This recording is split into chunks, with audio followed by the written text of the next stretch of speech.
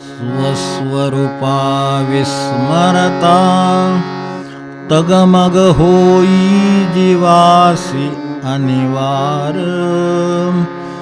जागे सावध जीवन होई मग तो विशुद्ध आचार स्मृती अपेक्षा यातुनी मुक्ती मिळोनी घडोत व्यवहार ब्रह्मानुभवा देती निसर्ग दत्ता तुम्हा नमस्कार.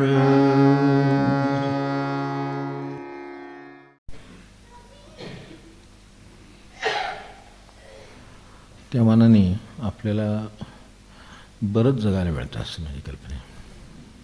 तुमची काय कल्पना आहे मला माहिती आहे. सर्वसाधारण आयुष्य म्हणून जे आहे तर त्या मानाने अलीकडे बरंच जगायला मिळतं. अगदी अपवादभूत ज्या वेळेला गोष्टी होतात त्यावेळी त्याची कारणं निसर्गात नसून इतर गोष्टीत असतात. अपवादभूतपणे एखाद्याला कमी आयुष्य लाभतं, पन्नाशी होते, अमुक होते, तमुक होते, त्याचं कारण अनेकदा त्याच्यात असतात. बाहेर कारण झालं आणि त्यामुळं आयुष्य कमी झालं असं नाही होतं. आंतरिक कारणं होतात आणि त्यामुळं काहीतरी होतं. अर्थात या अस्तित्वाला जिथं निसर्गदत्ता आहेत त्या दृष्टीनं फारसं काही महत्त्व नाही. स्टेजवर किती काळ होता याला तसं फारसं काही महत्त्व नसतं. 5 मिनटाचे किंवा 10 मिनटाचा किंवा 15 मिनटाचा एखादा रोल करूनसुद्धा त्यात ते अवॉर्ड मिळवणारे लोक आहेत. आपल्यालासुद्धा असं वाटतं ही 15 मिनटंच होतं, शिपायाचं काम होतं, राजाच्या कामापेक्षा जास्त गुण घेऊन गेला. म्हणजे ती दाद कसे जगता ह्याच्यावर राहते, किती जगता ह्याच्यावर राहत नाही. तेव्हा त्या अर्थाने आपल्याला सर्वसाधारण म्हटलं तर खूप बऱ्यापैकी आयुष्य मिळालेलं आहे. तसं पुरेसं आहे. पुरेसं म्हणण्यापेक्षा थोडं जास्तच आहे. ते म्हणाला असं का आमची तर जास्तीत जास्त जगावायची इच्छा आहे, पण तुम्ही का म्हणताय. तर मी काही म्हणत नाही.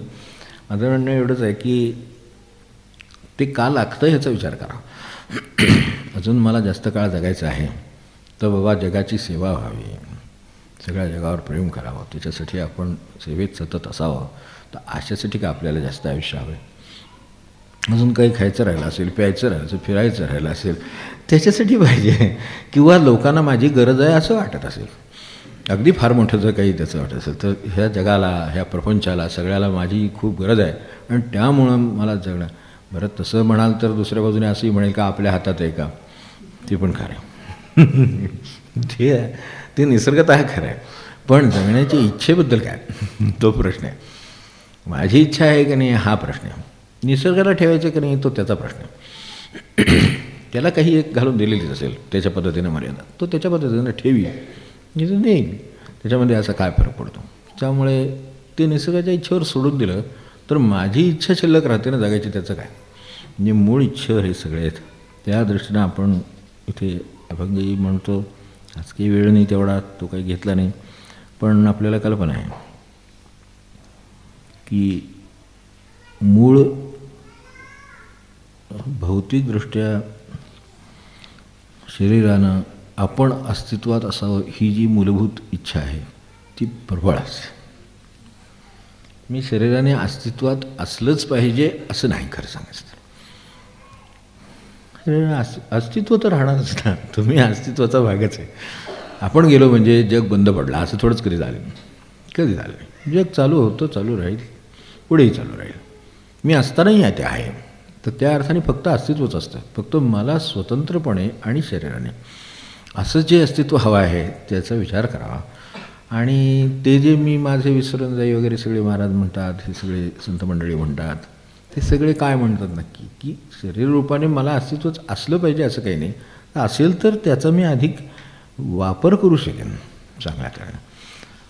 पण त्यांची जगण्याची इच्छा म्हणलं तर ते अर्थ नाहीच आहे. म्हणजे जी इतरांची मूलभूत इच्छा आहे ती त्यांच्या ठिकाणी अजिबात नाही आहे. हा फरक कुठे आहे तो शोधून काढायचं झालं तर आपल्याला त्याचं उत्तर त्याच्या इच्छेत सापडेल.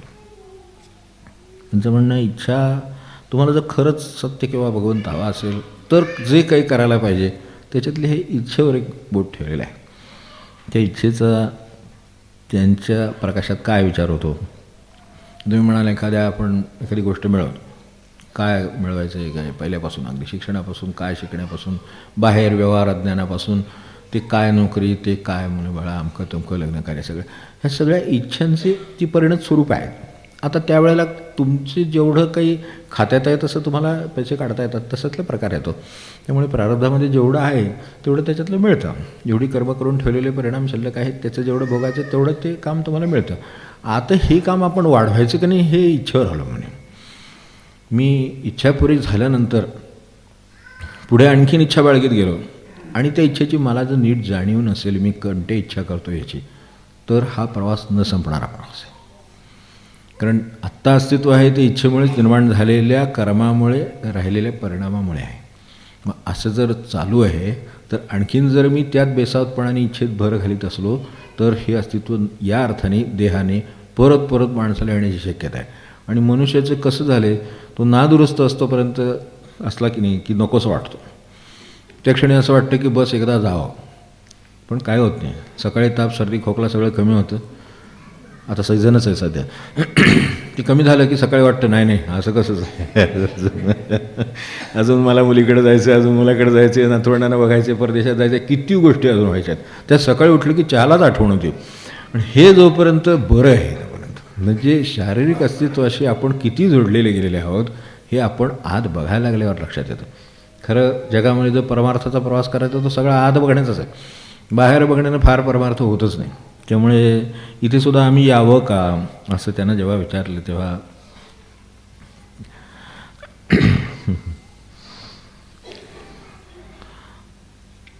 त्यांनी विचारलं की मी भारतात, आता हे इथं अनेक वेळेला प्रदेशचा संबंध येतो, भारतात आम्ही असं तऱ्हेनं यावं, आम्हाला हे मिळावं हे कळतं आहे, तर तसं करावं का, असं काही आपला काय सल्ला आहे याबद्दल.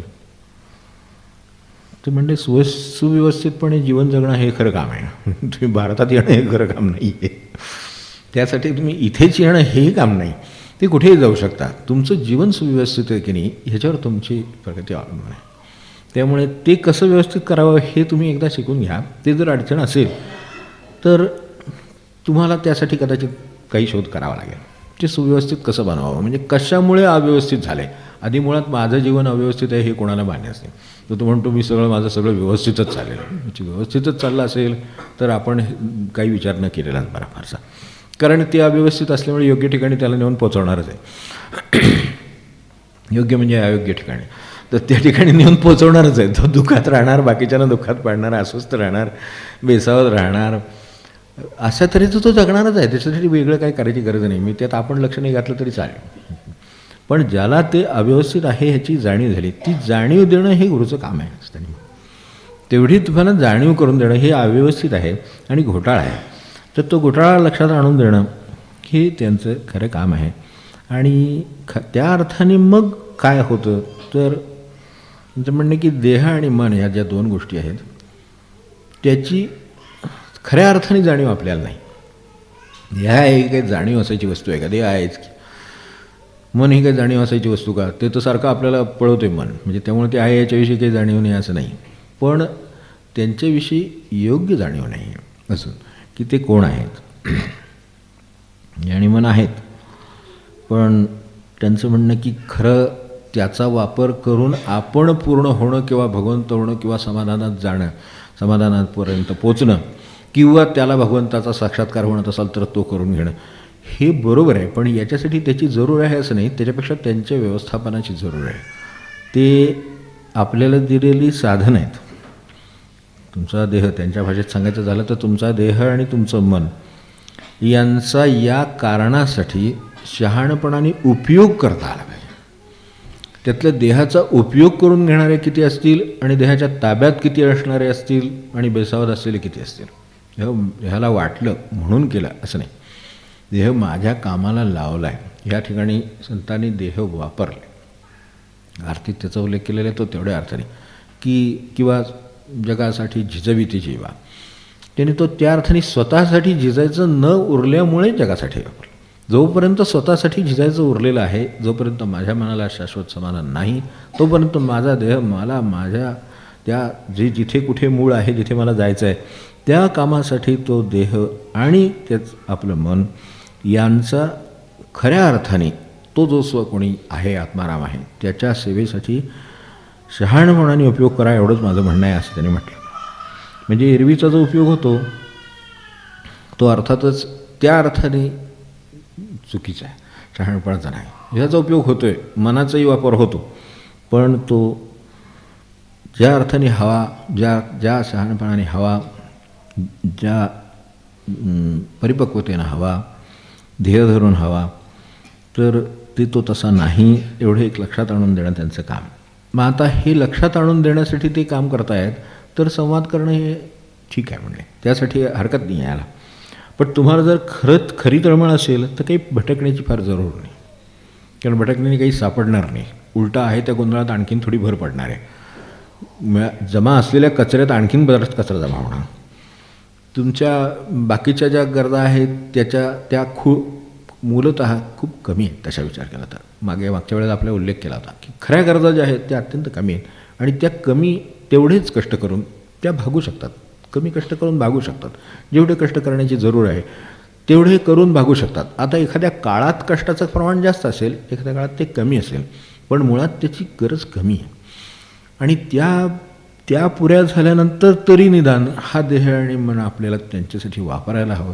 त्यासाठी ते वापरावं, ही तळमळ उत्पन्न व्हावी. आता ती तळमळ कशी उत्पन्न होणार?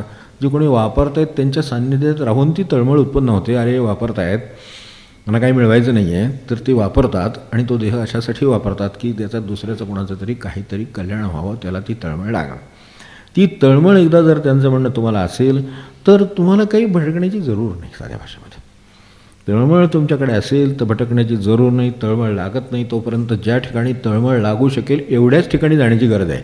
नसेल तर तुम्ही पोटासाठी फक्त जा, तेवढं म्हणजे जे देहधारण आहे, पोषण आहे, तेवढ्यासाठी जे जावं लागतं, जसं नोकरीला जातो, धंद्याला जातो, त्यासाठी असलेल्या कामानं जातो, ते जाण्याची त्याला जरूर आहे, तेवढं करावं. म्हणजे हा आपला मध्यम मार्ग आहे. तेव्हा तुम्ही कुठेही असलात तरी तुम्ही भटकून काय करणार? म्हणजे तुम्ही तेच असता. तुम्ही भारताच्या बाहेर असला काय, कुठून हे मनुष्य आता स्वीडनला आला काय, अमुक आला काय, हे ठीक आहे. तुम्ही जिथे असाल, पोलंडला असाल, स्वीडनला असाल, कुठे असाल, तिथे तुम्ही कुठे बदलता, तुम्ही तेच असता. त्यामुळे तिथे तळमळ असेल तर तिथेही काम होईल. आणि ती तळमळ होत नसेल उत्पन्न, तर मात्र ज्या ठिकाणी तळमळ उत्पन्न होते त्या ठिकाणी जावं. जिथे हे जसं आपण त्या only burning wick can light burning. दुसरी जर तुम्हाला काडी जर पेटवायची असेल तर पहिल्या पेटलेल्या काडीवरूनच ती पेटवता येते. स्वामी रामदास जसं म्हणायचे, त्याच्यासाठी तुम्हाला अग्नीच लागतो. अग्नीवरून तुम्ही दुसरा अग्नी घेऊन जाऊ शकता. पणतीवरून पणती लावता येते. ज्ञानेश्वर महाराजांच्या भाषेत पणतीवरून पणती लावली तर ती खरी जर लागली असेल तर आधीले कुठली आणि पुढीले कुठली हे कळत नाही. त्यांचं म्हणणं गुरुचा आणि शिष्याचा संबंध असेल ते एवढाच आहे. त्यातला आधीचा कोण आणि पुढचा कोण हे सांगता येत नाही, कारण दोन्ही पणत्या सारख्याच दिसतात. अशा ज्या सारख्या ते निवृत्तीनाथ घ्या, ज्ञानेश्वर घ्या, मुक्ताबाई घ्या, सगळीकडे पणत्या लागलेल्या आहेत, ते सगळ्या सारख्याच आहेत. कोणी कोणाची लावली हा केवळ काळाचा भाग आहे, यापेक्षा काही नाही, सगळ्या सारख्याच आहेत. तशा जर लावण्यापुरतंच त्यांचं काम आहे. आता ते जी पणती तेवते, त्याच्याबरोबर दुसरी जी तेवते, चौथी तेवते, सगळ्या पणत्या तेवतातच आहेत. यातली कुठली लहान नाही मोठी नाही, सगळ्या तेवत आहेत. आपली पणती तेवेल का हा प्रश्न आहे. तर त्यासाठी तुम्हाला तळमळ असली की फिरण्याची जरूर, तळमळ उत्पन्न होईपर्यंत फिरण्याची जरूर आहे. पण तळमळ उत्पन्न झाल्यानंतर फिरण्याची जरूर नाही. कशासाठी? तर म्हणजे तळमळ तुमचं जे तुमच्या मनाची जी आहे ती तुमचं वातावरण निर्माण करते आपोआप. हे तसं लक्षात येत नाही, पण आपण लक्षात घेतलं तर कदाचित हे ऑफिसमध्ये होईल, व्यवसायात होईल, तुमच्या घरात होईल, कुठेही असेल. तुम्हाला जी तळमळ लागली आहे त्या पोटी तुम्ही त्या तळमळीच्या पोटी ज्या कृती करता त्यामुळे तुमचं वातावरणच तळमळीला पोषक तयार होतं. जसं एखादा आधाशी मनुष्य आहे तर त्याच्या भोवती अन्न पाण्याचं वातावरण तयार होतं लगेच. साध्या भाषेत समजू म्हणजे ते सोपं पडेल. आधाशी मनुष्य खाण्याची प्रचंड आवड, तर त्याच्या भोवती खाण्याच्या सगळ्या गोष्टी जमा होतील. त्या जर या इच्छेनं जमा होऊ शकतात तर मग ह्या निरीच्छतेची ज्याला तळमळ लागली त्याच्या भोवती निरीच्छतेचं वातावरण नाही का निर्माण होणार. येणारी चार माणसं निरीच्छित होणार. ते वातावरण आपोआप निर्माण होत असतं. आत काय आहे त्याचं ते बाहेर असलेलं प्रतिबिंब आहे.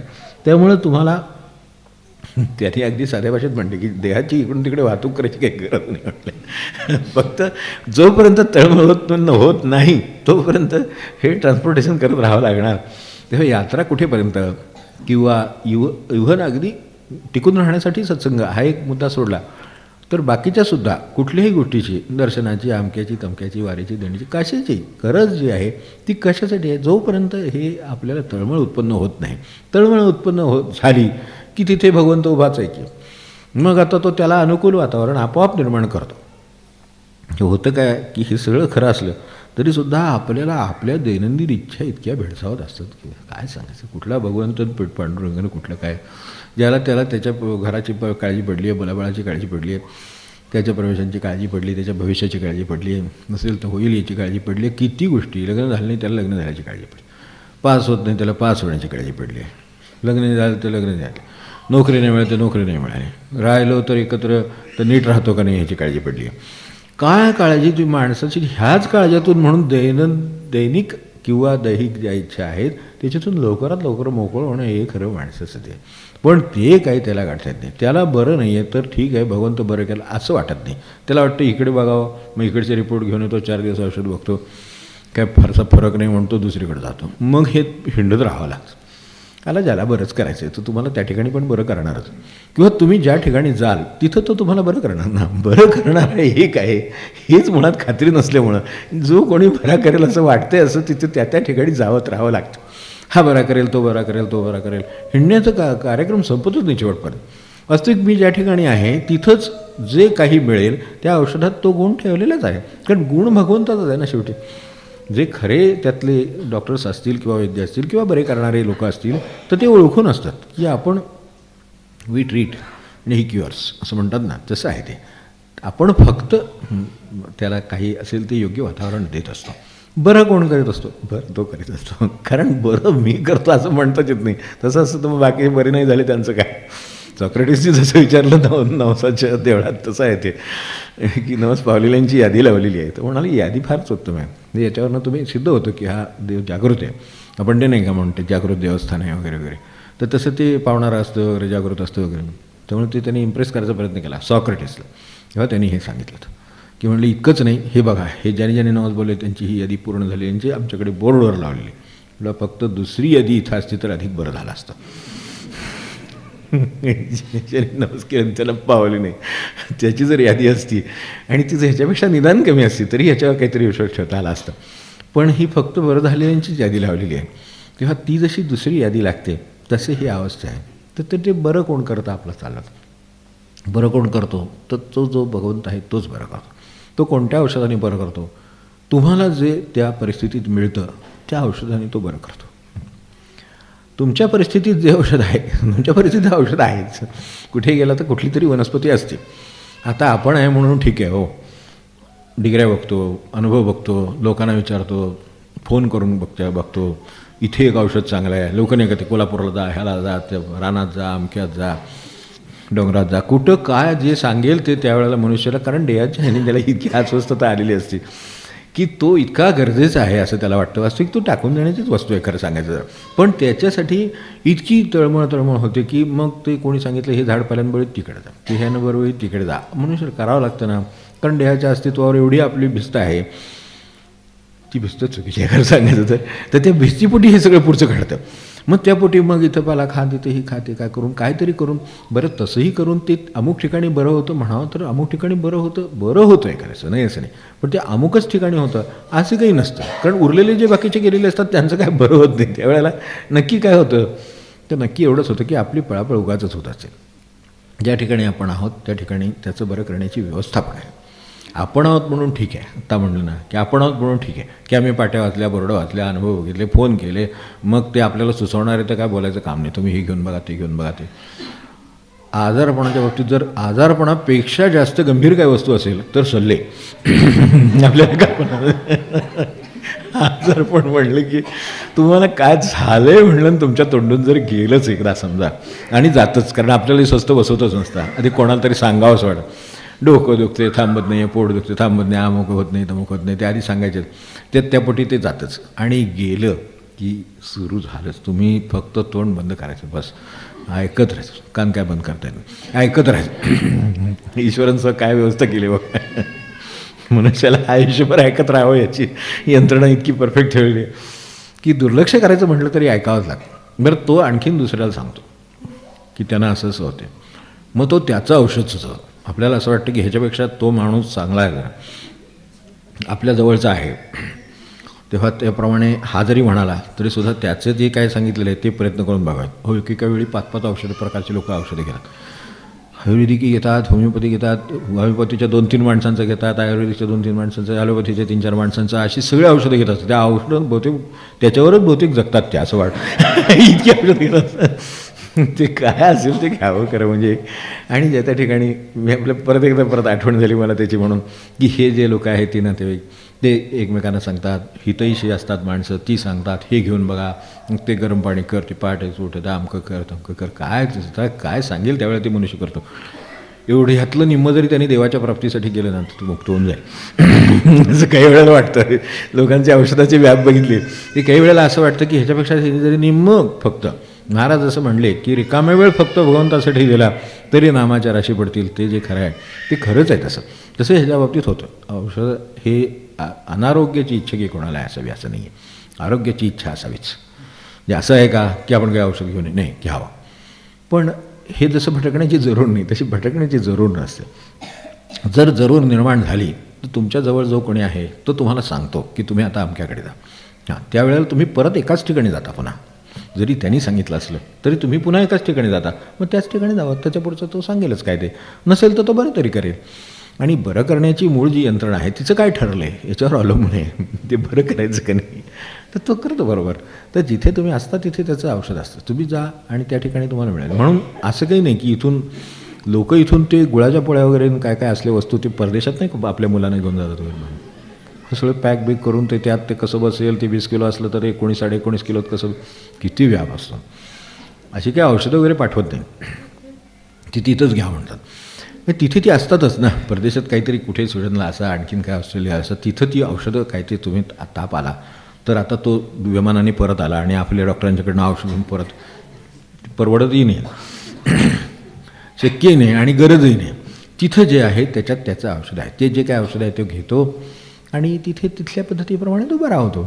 हे चालू आहे खरं म्हणजे. ज्या त्या ठिकाणी ज्या ती त्याची व्यवस्था केलेली आहे तर ती त्या ठिकाणीच असते. फक्त परत ते आठवण झाली म्हणून सांगतो की हे असं आहे, मी ह्याला इथं औषध आहे, तिथं औषध आहे, तिथं.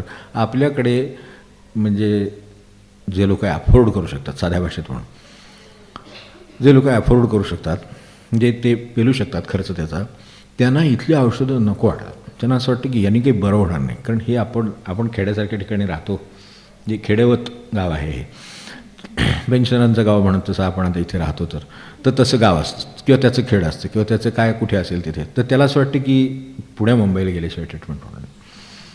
मुंबईवाल्याला वाटतं की तो अफोर्ड करू शकतो, तो अमेरिकेतल्या औषधाशिवाय त्याला बरं होणार नाही. ते त्यांना विमानाने बोलवून घेऊन डॉक्टर येऊन ऑपरेशन, इथले ते करतात तेच ते करतात. सिस्टीम एकच आहे. त्यामुळे अशी काही सिस्टीमसुद्धीमध्ये सुद्धा फरक नाही. त्या सिस्टीममधली माणसं तिथून आली म्हणून तुम्ही बघितलं असेल की फार मोठे जे लोक असतात ना ते कुठेही लहानसहान ठिकाणी औषध घ्यायला गेलेल्याचं तुम्ही कधी बघितलं का? बघ की तिथले पंतप्रधान आजारी पडले आणि ते साताऱ्याला औषधासाठी आले वगैरे. काय सगळ्या मनाचं गोंधळ आहे, दुसरं काही नाही. ही टेस्ट तिथं करणार, कदाचित ती अधिक चांगलीसुद्धा असण्याची शक्यता आहे, ती अधिक बरोबर असण्याची शक्यता आहे. पण त्याला AIMS औषध घेऊन तिथं सुद्धा चालत नाही. ऑल इंडिया इन्स्टिट्यूटला सुद्धा त्याला मी बरा होईन असं वाटत नाही.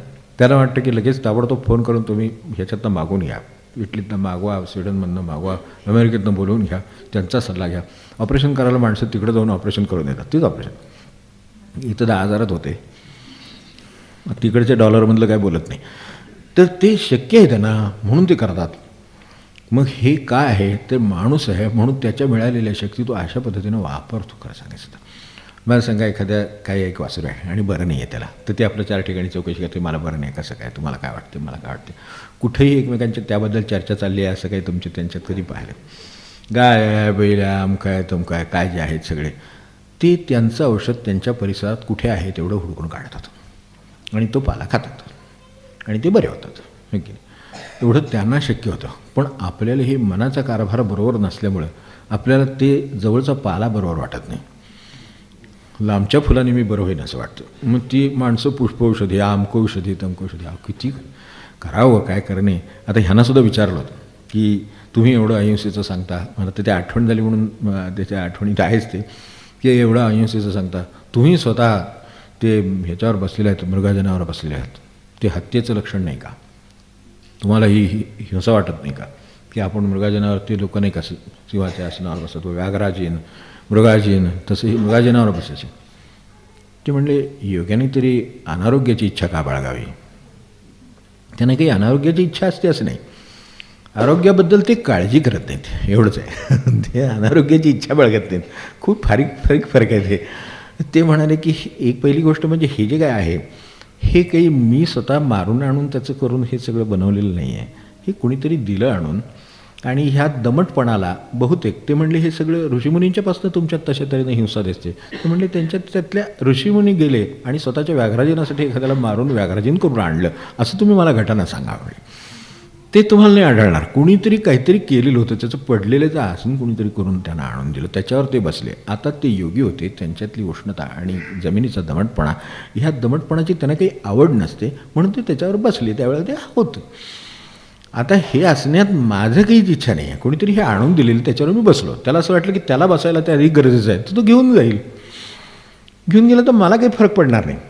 फक्त मी अनारोग्याची इच्छाही बाळगत नाही. त्या काळात दमटपणा किंवा ह्याचं जे ओल आहे किंवा ह्यात वया लोक वावरत होते, त्यावेळेस त्यांना वावरण्यासाठी दुसरं काही साधन नसेल म्हणून ते वापरत असतील. आता दुसरी साधनं असतील तर तुम्ही ती वापरा, पण मला म्हणाल तर मला काही त्याची इच्छा नाही आहे किंवा गरजही नाही आहे. जेव्हा ते लोक कसे भेटलेले होते त्याच्यावरनं, तसंही म्हटलं तसं प्राण्यांचं, आणि ते नाही करत काही यातलं काही, पण आम्ही ती करून करून पुन्हा जवळपास होतो त्याच तब्येतीला राहतो असं आपल्या लक्षात येतं.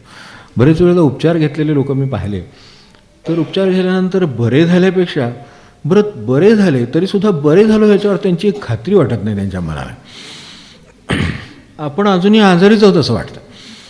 आता डॉक्टर सांगतात की तुम्ही नाही आलात तरी चालेल, असं कोण धंदा सोडेल मला सांगा खरं झालं. तरीसुद्धा प्रामाणिकपणे त्यांना असं वाटतं की हा दर 15 दिवसाला येतोय, हा दर महिन्याला येतोय, काय आता बरं करण्यासारखं काय राहिलेलं नाही, हा बरा झालेला आहे. मग आता त्यातूनही तो येणारच असेल तरीसुद्धा त्याला ते अगदी अव्यावसायिक म्हटलं तर अव्यावसायिक सल्लासुद्धा आनंदाने देतात की बाबा तुम्ही नाही आलात तरी चालेल. आता शेवटी तो येऊन बसलाच, तर मग ज्यात काही म्हणजे नाही आहे, सगळ्यात सलाईन पाणी लावून ठेवायचं. पूर्वी पाण्याचे इंजेक्शन द्यायचे, तुम्हाला माहिती, खाजगीतला विषय, मी काय मोठ्याने बोलत नाही. ते आले की शेतकरी ते किंवा ह्याच्यातली खाड्यातली ह्याच्यातली माणसं ते इतकं पसरवलं असायचं की मला इंजेक्शन. आता ते ठरवणार ना खरं, म्हणजे आता ते जर बरं करण्यासाठी बसलेत तर कसं बरं करायचं, झालं आहे काय, ह्याच्यावर काय द्यावं लागेल, इंजेक्शन लागेल का गोळीवर भागेल का नुसत्या गरम पाण्याने भागेल, काय ते ठरवतील ना ते. पण इंजेक्शन ठरवलं ते फार इंजेक्शनचं होतं, ते आता वर्ध ते वेगळ्या कार्डासाठी बंद झाल्यामुळे ते बंद झाले, ते देतच नाही म्हणतात, आम्ही इंजेक्शन देत नाही असं होतं. इमर्जन्सी असेल ठीक आहे, पण सरसकट गेलं की पूर्वी आपल्याला इंजेक्शन द्यायचे, आम्ही सुद्धा जायचो त्यावेळेला. तर त्यावेळेला गेलं की पहिल्यांदा ते एकदा तर असं झालं होतं की मी गेलो आणि नंबर त्यांचा माझाच नंबर आल्याबरोबर त्यांनी पहिल्यांदा ते उकळत असायचं पूर्वी त्या काळात, ते आपल्याला माहीत असेल, लगेच इंजेक्शन टाकलं. मग म्हटले बसा काय काय झालं तुम्हाला, अहो म्हटलं माझं सांगायचं. त्यांना पण इतकी सवय झाली. म्हटलं आता तर काही मध्ये काही सेकंदच राहिले नाही तो की मला नक्की काय होतंय. तेव्हा आता साधारण इंजेक्शनची क्वालिटी काय असेल आपल्या लक्षात येईल. मग हे असं मग शेवटी असं जर पेशंट आलं त्यांच्यावरही म्हणजे हे तर उलटच झालं, पण हे अशा तऱ्हेनं आता उलटी परिस्थिती आली तर असं झालं ना, आणि तो जर हटूनच बसला नाही मला इंजेक्शन द्यायच्याशिवाय मला बरंच वाटत नाही, मग ते काय म्हणतात ठीक घे इंजेक्शन, आपलं साधं डेटरी वॉटर घालायचं त्याच्यात आणि काय हार म्हणे असं करायचं, कुठलंही पाणी त्याला इंजेक्शन दिलं. आता तुम्हाला फरक पडला की नाही, तो सांगतो खरोखरच आता बरं वाटायला लागले. आणि आता हे काय द्याचा आजार झाला का मनाचा आजार झाला ते आपण बघावं. हे मन आपल्याला आपल्या उद्धारासाठी वापरायचं आहे, म्हणजे बघा काय असेल मनावर ती हुकूमत मिळवणं, आणि ते त्यांचं म्हणणं की आत्मारामाची सेवा आहे त्याचा त्यांना उद्धार होणार आहे, तर त्याच्यासाठी ही लावायचे. पण ह्या इच्छा बाकीच्या एवढ्या भानगडीमध्ये आहेत, मला बरं नाही, माझी परिस्थिती नाही, माझं अमुक नाही, माझं तमुक नाही, मला दुखते, मला हे होते ते होते. आता ते होऊ दे ना, ते शरीर आहे म्हटल्यानंतर त्याचं काहीतरी होणार. रोज भूक लागते म्हणून काय एक व्याप झाला आहे मला, रोज सकाळी उठून भूक लागली असं म्हणतो का? सकाळी भूक लागते, अरे काय काल जेवलो तर आत्ता तर मी 10 तासापूर्वी जेवलो, सकाळी उठल्यावर पुन्हा आपली भूक लागली, काय करावं कळे ना. एकदा डॉक्टरांना जाऊन विचारलं पाहिजे काय नैसर्गिक आहे भूक लागणं, हे बरोबर आहे, आणि लागल्यानंतर ते योग्य खाणं असावं एवढाच फक्त फरक. काय नाही. तेव्हा त्यांनी काय होतं ते सांगितलेलंच आहे त्यांनी. तर ह्या सगळ्यामध्ये ते काय म्हणतात की हे आता इच्छेला म्हणले का योग्य खेळायला म्हणले मला माहीत नाही.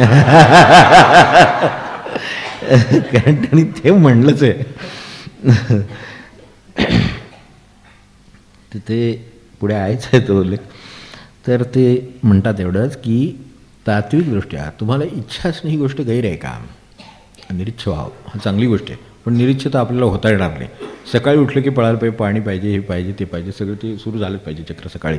आणि बरोबरच आहे ते. आरोग्य ही गोष्ट काही चुकीची आहे का? पण आरोग्याचं एकदा तुम्ही स्थिती गाठली किंवा आरोग्याची जी किमान स्थिती गाठणं शक्य आहे तेवढी गाठली की त्याच्याकडे लक्ष द्यायची काही गरज नाही आहे.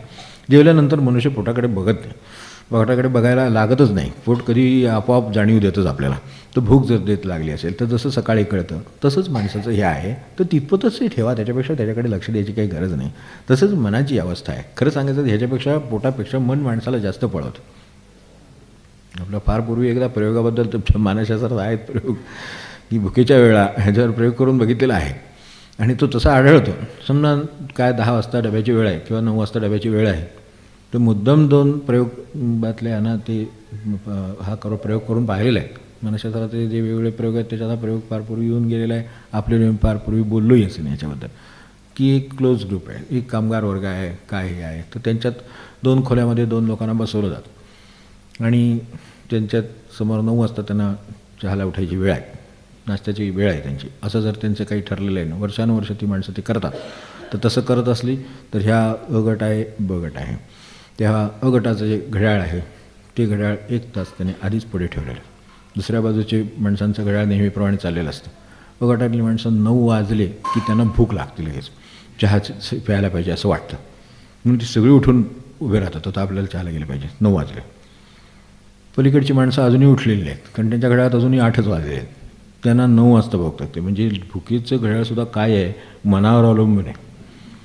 शरीरावर जर अवलंबून असतं तर 9 वाजल्याशिवाय तो उठलाच नसता. तिथं प्रत्यक्षात 9च्या जागी 10 वाजणार आहेत, तेव्हाच ती खरी त्याची वेळ होणार आहे. पण ती वेळ तशी होत नाही, ती मनानंच होती. कारण मनाला सवय लागली आहे की तिकडं बघत राहायचं. म्हणून अनेक वेळेला माणसं बघा जशी वृद्ध होत जातात तशी ती घड्याळावर फार डिपेंडंट राहायला लागतात. 8:30 झाले, अरे 8:30 झाले होय की, पावणे 9 काय होणार नाही. उलटं आणखीन जे काय राहिलं उरलं सुरलं असेल ते पचेल आणि जास्त भूक लागेल उलटी. पण तसं न होता ते 8:30ला ते जेवण झालंच पाहिजे. काय ते 8 असेल काय असेल ते, तर ते 8ला जेवण झालं पाहिजे. आरोग्याच्या दृष्टीने तुम्ही जेवल्यानंतर 2 तासांनी झोपा वगैरे हे सगळं ठीक आहे, जनरल नियम आहेत. पण प्रत्यक्षात ही अडकलेली लोक ही ह्यात अडकलेली असं की 8ला ते त्या सायकोलॉजीच्या प्रयोगासारखं आहे. ते घड्याळ एखाद्या दिवशी मागपुढं करून बघा, एक मागे करून ठेवा, म्हणजे लक्षात येईल. 9 वाजले, 9 वाजले माझी जेवायची वेळ झाली. प्रत्यक्षात तिकडे 10 वाजलेले असतात. ह्यानं ते अगदी साधं आहे ते. पण किती वेळ ह्याच्यात. आता मला सांगा, विशेषतः आता तरुणपणी कसं आहे, तरुणपणी माणसाला वेळच नाही. तो म्हणतो मला जायची वेळ झाली, काय असेल ते द्या, नसेल तर बरोबर डब्यात द्या, मी जातो, जाता जाता खाईन, तिथं गेल्यावर खाईन, त्याचं काय ते पर्याय निघतोच. पण इथे काय असतं, इथे वेळच वेळ असतो आणि तो योग्यपणे कसा वापरावा हे आयुष्यभरात शिकलेलं नसतं. माणसाचं जर काही दुर्दैव असेल तर हे आहे की वेळ आहे, वेळ झाली की तो कोण आहे घरात, तो करणारच आहे, आपण नका काळजी करू. तेवढं आहे, अजूनही तेवढे वातावरण आहे, तर लक्ष देणार नाही असं नाही होणार. आणि त्यातल्या त्यात जर आपण फिरत असू तर त्यांनी लक्ष द्यायची पण काही गरज नाही आहे, तर तेही आपण करू शकतो. पण ते त्या वेळेमुळं मन त्या घड्याळाचा दास झाला म्हणून तसं झालं. त्यामुळं त्याला असं वाटतं की आता 9 वाजले. प्रत्येकात बाहेर नाही ना, जगाच्या घड्याळात अजून 9 वाजलेले नाही. तर ते वाजलेले नाही तोपर्यंत आपल्याला त्याची काळजी करायचं कारण नाही. पण 9 वाजले, त्यामुळे आता आपल्याला जेवलं पाहिजे. मी त्यावेळेला भूक नसली तरी माणसं जेवायला बघा तुम्ही, किती वेळा असं होतं. जसा मनुष्य हा वृद्धत्वाकडे जात जातो, ते 50चा होईल, 60 होईल, 70 होईल की त्यावेळेला असं वाटतं की आता आपल्याला भूक लागली, आता जेवलंच पाहिजे. भूक लागली की नाही बघतच नाही, वेळ झाली. वेळ जरी झाली असली तरी भूक नको का लागायला. समजा सकाळी 2 घास जास्त खाल्ले असले तर नाही, तसं नाही. आता वेळ झाली, आपल्याला जेवायला पाहिजे. म्हणजे ते हे मनाचा कार्यक्रम होऊन बसतो. वास्तविक जेवण हा पोटाचा कार्यक्रम आहे. त्याला देणारी यंत्रणा आपल्याकडे मेंदूची आहे. ती मेंदू आपल्याला सांगत असतो, तो सूचना देतो, भूक लागली तर जेवा. आणि मन सांगतं घड्याळावर आलेले काटाकी जेवा. कसा फरक आहे ते आपल्या लक्षात यावं म्हणून हे देहाचं काम कुठलं, मनाचं काम कुठलं हे सांगितलं. आता ही कामं दोन्ही खरं ती कामं त्यांची नाहीत. ती कामं आपल्या म्हणजे ह्या इच्छा गैर आहेत का, जेवण्याची इच्छा गैर आहे का, तर इच्छाची गैर नाही. इच्छा बरोबर आहे, फक्त योग्य पद्धतीनं ती हाताळलेली नाही, तिचा अभ्यास नाही केला. त्यांचा अभ्यासावर फार आहे भर आहे. आपला सर्वसाधारण बैठकही अभ्यासाचीच आहे. भावाची आहेच, त्याच्याचबरोबर अभ्यासाची आहे. त्यालाच महाराज वाचन म्हण साध्या भाषेमध्ये. वाचन आणि साधन ही बरोबर चाललेलं असलं की साधक मागे पडायचं नाही असं ते म्हणायचं. आता साधन आपण बाकीचं करतोच आहोत. 2 तास जप झाला, आता अभ्यास करतो आहोत. ते ही दोन्ही बरोबर असली की मागे पडत नाही. नाहीतर ते तिकडेही नुसताच गुंतून बसेल आणि इकडेही नुसताच गुंतून बसेल. ते 2 टोकं आहेत ती. त्या 2 टोकाची काही गरज नाही. मध्यम काय सुवर्ण मध्य त्याचा आहे तो आपल्याला शोधायचा.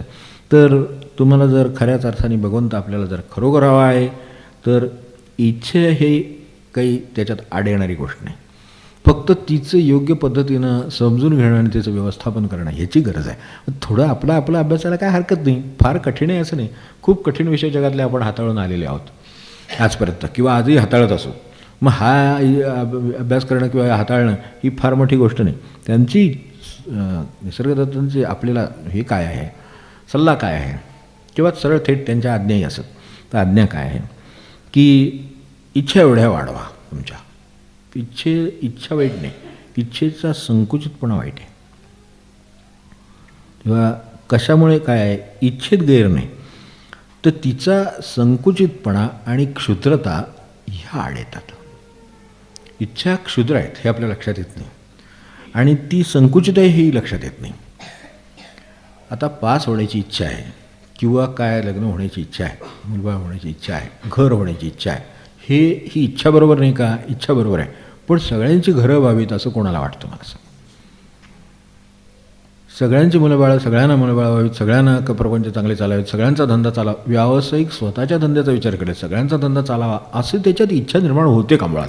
करायचं काय ते नंतर बघू काय करायचं ते. आपल्या हातात कुठे? आपल्या व्यवसाय धंदा नोकरी आपल्या हातात नाही. आता गल्फचं घोटाळा झाला, तेलाचा घोटाळा झाला, बरोबर जे हुशार होते त्याने आधी हात काढून घेतले, आता जे अडकले ते अडकले. त्यामुळं आपल्या हातात ते राहिलेलंच नाही आहे हे गोष्टी. ते त्याच्यातली फक्त इच्छा बाळगणं आपल्या हातात आहे. मग इच्छा त्यांचं म्हणणं की इच्छेला तिच्यात चूक काय आहे ते लक्षात घ्या. इच्छा हे नाही आहे, इच्छा वाईट नाही आहे.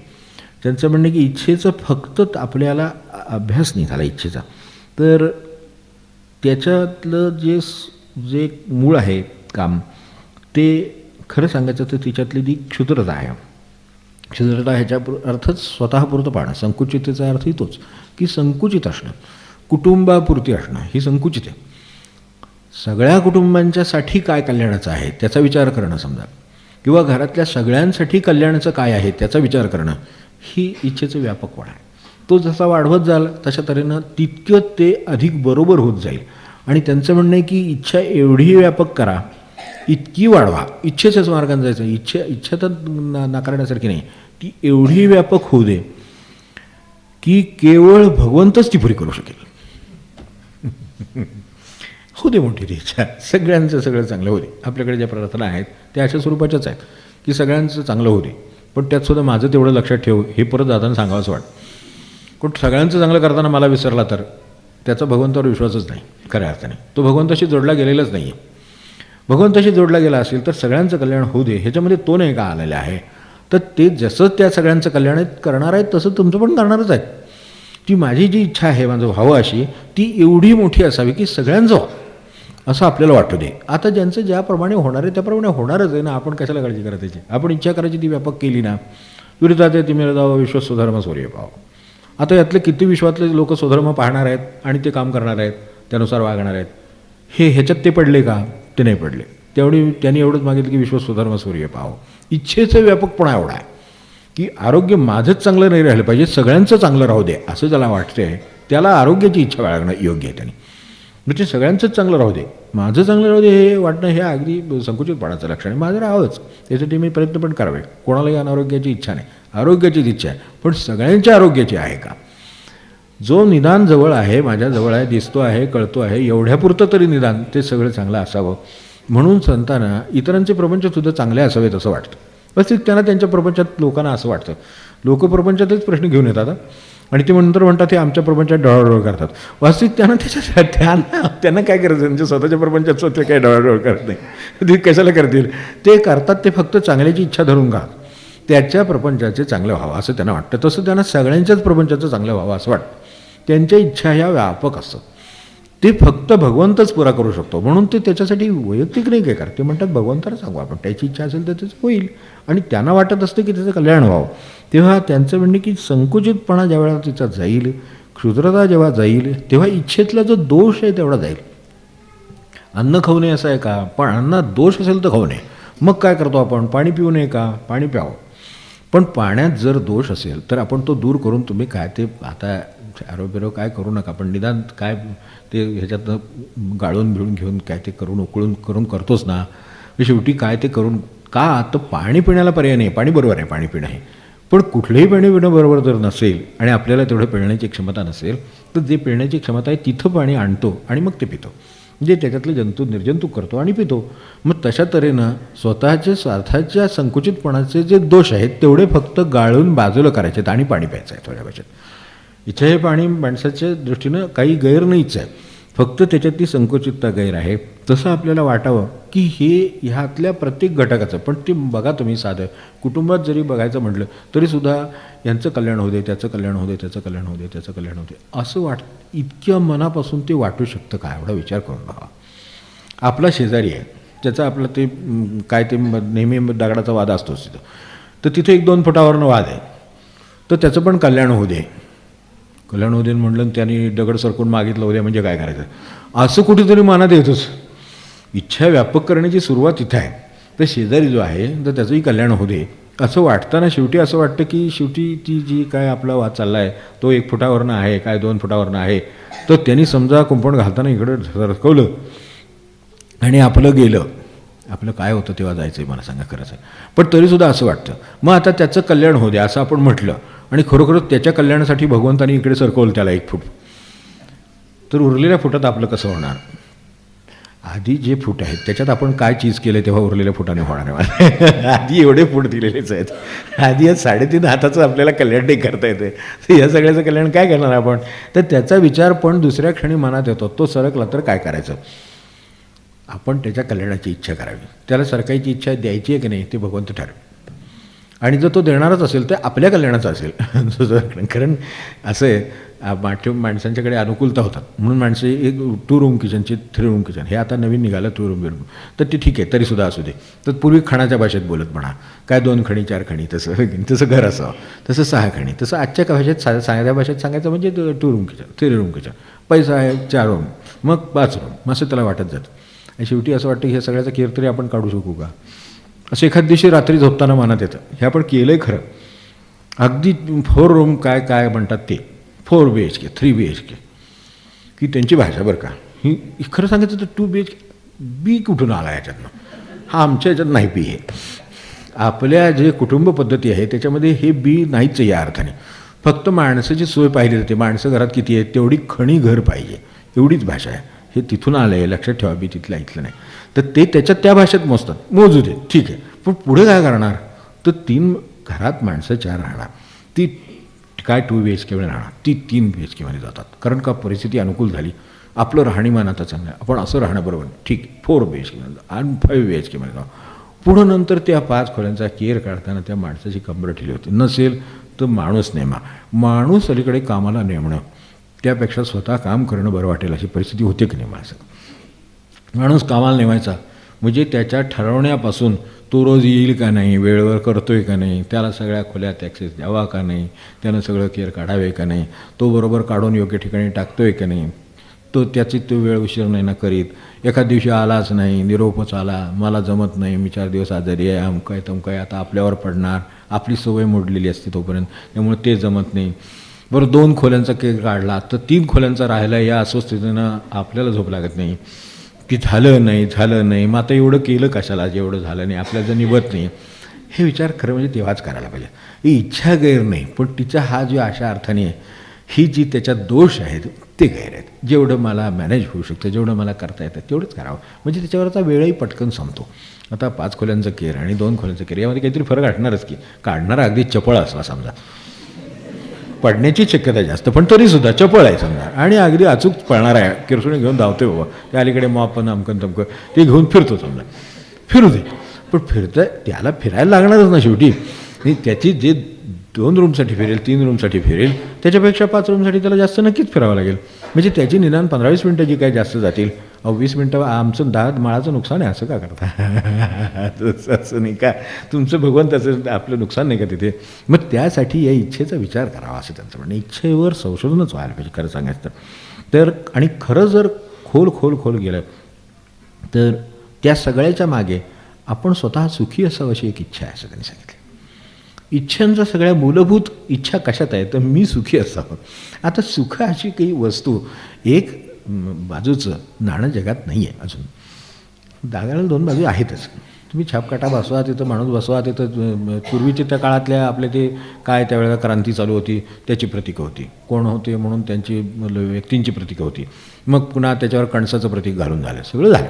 पण शेवटी इकडे एक सिंहाचं छाप आणि तिकडे एक काटा हे आहेच. तर त्यामुळं असं मी सुखी व्हावं ही जी इच्छा आहे त्याच्याबरोबरच मी थोडं दुःखी होणार हे गृहीत धरलेलं आहे. त्या अर्थाने ते गृहीत धरून करायचं असेल तर ह्या सगळ्याच्या मूलभूत भाषेत ते आहे. तर जे काय करायला निघालेले आहात काहीही असू दे, जे इच्छेनं तुम्ही स्वतःसाठी करायला निघालेले आहात त्या स्वतःसाठी तुम्ही दुःख पण बरोबर घेतलेलं आहे आणि त्याच्याकडे पाठ फिरवून किंवा डोळे मिटून चालणार नाही, ते तसंच स्वीकारावं लागेल. त्यापेक्षा आपली सुखाची इच्छा आहे ती सर्वांच्या सुखाची ठेवावी. जे दुःख असेल तर ते तिथंच त्याचं उत्तरही असतं हे लक्षात ठेवावं. आणि काय आहे ते म्हणतात की, आणि एक महत्त्वाचा मुद्दा आपल्यासमोर असू दे की इच्छा हे मूळ ठीक आहे, स्वतःवरचं प्रेम आहे तोपर्यंत त्यात दोष आहे. सर्वांच्यावरचं प्रेम झालं की त्याचा दोष नाही राहत. सर्वांच्यावर प्रेम आहे, दोष गेला म्हणजे त्याचा जंतू जो घातक जंतू आहे ज्याच्यामुळे आरोग्य बिघडतं, मनाचं आरोग्य ज्यामुळे बिघडतं तो स्वार्थाचा जंतू असतो, तर तो काढून टाकला आणि होऊ देत कल्याण सगळ्यांचं. अशी जर तुमची इच्छा असेल तर असू शकतं. नसेल तर काय आहे, नसेल तर एक लक्षात ठेवण्यासारखं आहे की स्वतःच्या इच्छा ह्या मूर्खपणाच्या किंवा शहाणपणाच्या दोन्ही असू शकतात असं त्यांनी म्हटलं आहे. तर त्यांनी स्पष्ट शब्द वापरला की ज्या इच्छा बाळगतो त्या मूर्खपणाच्या पण असू शकतात आणि शहाणपणाच्या पण असू शकतात. स्वतःवर प्रेम करा त्याबद्दल प्रश्न आहे, स्वतःवर प्रेम असतं प्रत्येकाचं ते आहे, पण ते सुद्धा सुज्ञपणानं किंवा शहाणपणानं करा. स्वतःवर प्रेम करणं, जसं माणसाचं एखाद्याला अन्नावर प्रेम आहे बरोबर आहे, पण अन्नावर प्रेम करणं त्यांनी म्हटलंच आहे. स्वतःवर सुज्ञपणानं जर प्रेम केलं तर तुम्ही स्वतःचे अतिलाड कराल आणि त्यामुळंच तुमचं आरोग्य बिघडेल. बघा तुम्ही स्वतःवर प्रेम करणं हे सर्व मार्गाने आहे, खाण्यापिण्यापासून तर त्याच्या झोपेपर्यंत सर्वकडे ते लागू आहे. काय असेल ते म्हणजे काय, आणि या दिवसभरात जे सगळं आलं ते, यात जर स्वतःच्याच सुखाचं जर स्वतःवर जर प्रेम असेल तर त्याची परिणती त्या स्वतःचे अतिलाड होण्यात होते. मग त्यावेळेला आरोग्य आपलं बिघडतं आणि सर्वसाधारण आरोग्य त्याच्यावरही आपण बिघडवायला कारणीभूत ठरतो, कारण बाकीचं आरोग्य पण बिघडतं. त्यामुळे स्वतःचे अतिलाड केले ह्याचा अर्थ दुसरा कोणीतरी उपाशी राहिला.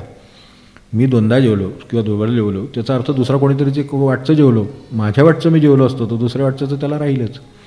घरात काही पदार्थ केला त्याला आवडला म्हणून त्याने तो सगळा खाऊन टाकला, उरले 4 लोकांना नाही मिळाला, असं होणारच ना.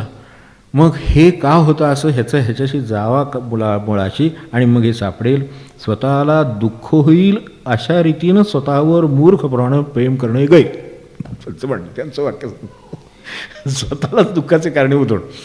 पदार्थ चांगला आपण बघितलेला आहे, एखादा पदार्थ चांगला होतो म्हणून मनुष्याला अगदी आवडत नाही, त्या वेळेला ते नाही का याच्यात आपल्या कार्यप्रसंगात किंवा कशात तरी एखादा काहीतरी उत्तम पदार्थ असतो, तो झाला ठीक आहे, अगदी बासुंदी झाली काय श्रीखंड झालं काय, शेवटी त्याला असं वाटतं अजून खावा चांगलं आहे, अजून खावा, शेवटी ते घशाशी यायला लागतं, येतच ना.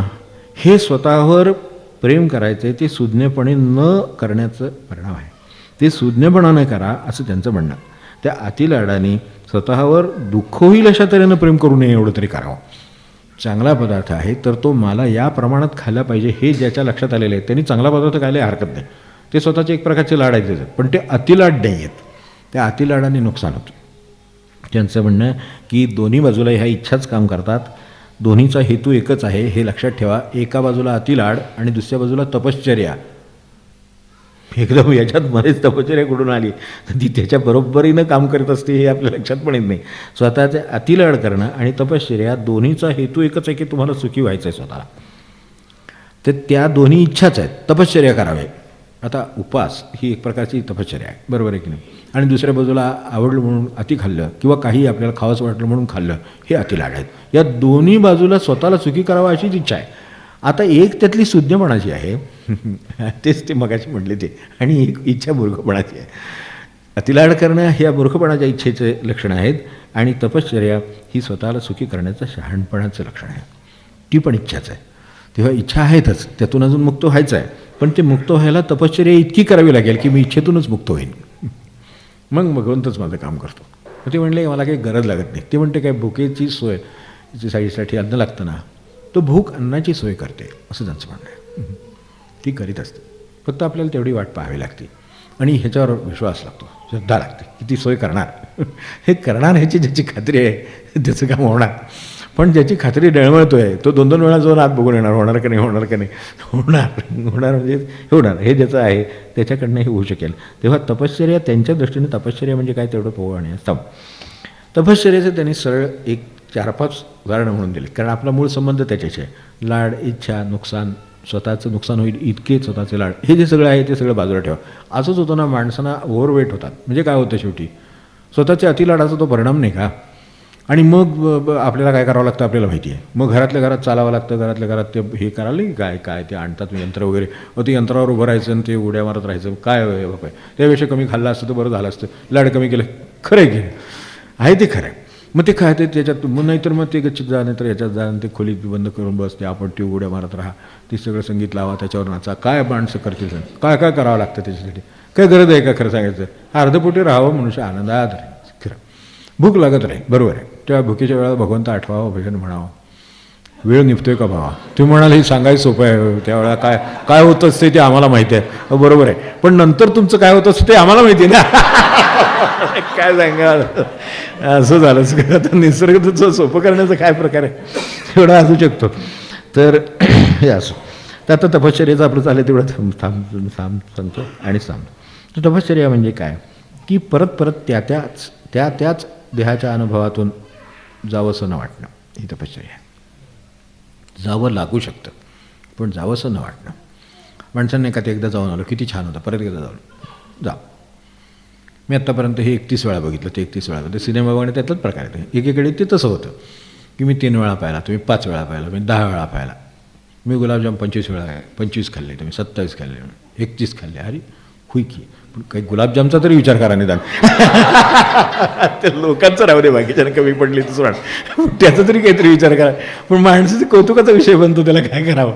एका ह्याला बैठकीला ते 51 जिलेब्या खातात. अरे मी म्हटलं केवढा अन्याय स्वतःवर आणि इतरांच्यावर, नाही का.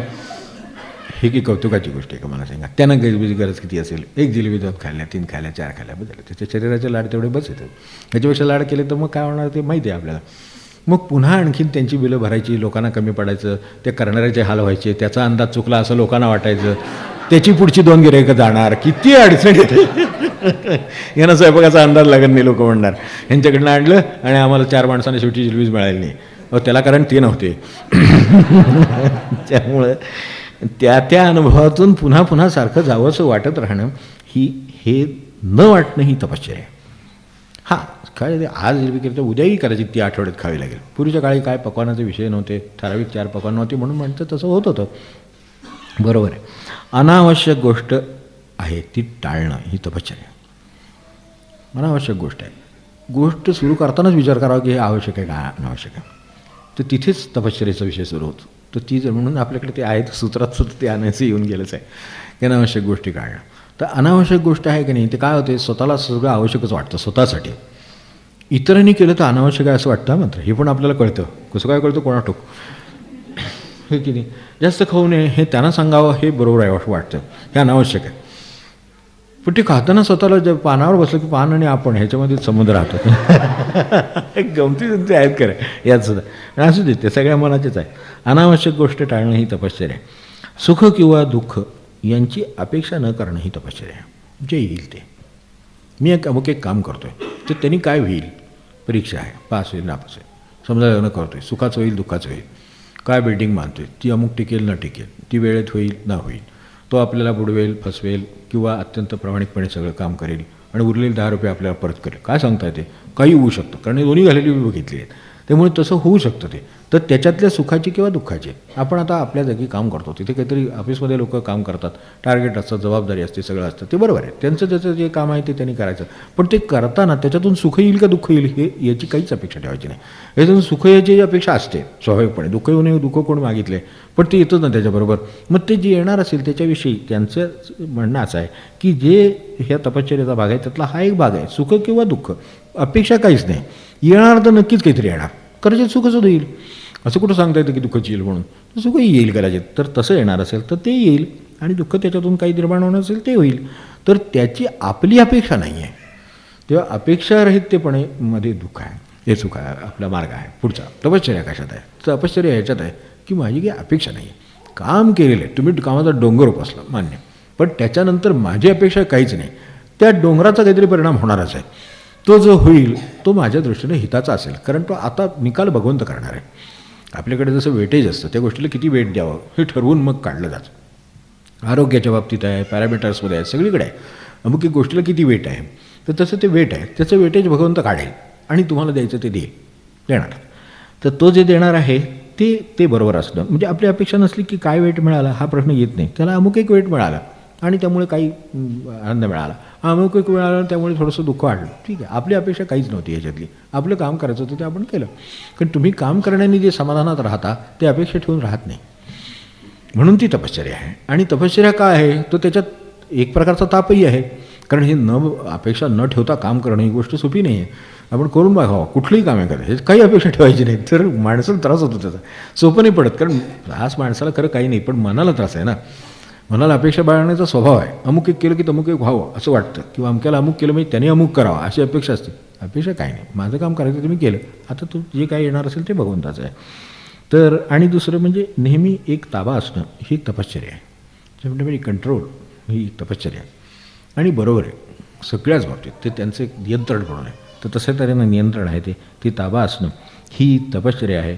एवढं लक्षात ठेवलं तरी आत्तापुरतं तपश्चर्येचं निदान एक बाह्य ओळख तरी आपल्यासमोर झाली. आणखीन पुढं काय त्यांचं म्हणणं आहे, त्यांनी एक 4 गोष्टी महत्त्वाच्या सांगितलेल्या आहेत की ज्याच्यामध्ये काय आपल्याला मुक्तीसाठी गोष्टीची गरज आहे ते आता पुढच्या वेळेला बघू आणि थांबू. सगळ्या हे कोणत्याही स्वरूपात हे कुठलेही गुरु असो त्यांच्या आपल्या लक्षात येईल की म्हणण्याचा एक सूक्ष्म धागा आहे आणि तो सगळ्यांचा सारखा आहे. आणि तो नेहमी तर्कसंगत असतो. आपल्याला पहिल्यांदा पहिल्यांदा अगदी सकृतदर्शनी पाहता त्याच्यात काहीतरी वेगळं वाटतं एकदम, पण नंतर असं लक्षात येतं की हे सगळं सुसंगत आहे. जी तर्कसुसंगतता आहे ती ह्या जगात जी सुसंगतता आहे किंवा कार्यकारण भाव त्यातला एक भाग आहे तसा तर्कसंगत असतं, त्याच्या पलीकडची तर्कसुसंगतता त्यांच्या सांगण्यात असते. म्हणून कुठलेही तुम्ही कधीही संतांचं कुठलंही म्हणणं काढून बघितलं तर त्या अर्थाने आपल्याला विरोधाभास वाटेल, पण खोल गेलं तर लक्षात येईल की हे सारखंच आहे, जर म्हणण्याचा मुद्दा सारखाच आहे. तर त्या अर्थाने जे ते काम करतात त्याचं स्मरण हे आरतीमध्ये केलेलं आहे. सुखसहिता दुःखरहिता निर्मळ एकांता कलिमल दहना गहना स्वामी समर्था नकळे ब्रह्मादिका अंत अनंता तो आम्हा सुलभ जय कृपावंता. जय देव जय करुणाकरा आरती ओ वाळू सद्गुरु मायेरा. जय देव माये विणमायेर विश्रांती ठाव शब्दी अर्थ लाभ बोलणी वाव. सद्गुरु प्रसादे सुलभ उपाव रामी रामदासा फळला सद्भाव. जय देव जय करुणाकरा आरती ओ वाळू सद्गुरु मायेरा. जय देव सद्गुरुनाथ महाराज की जानकी जीवन स्मरण. जय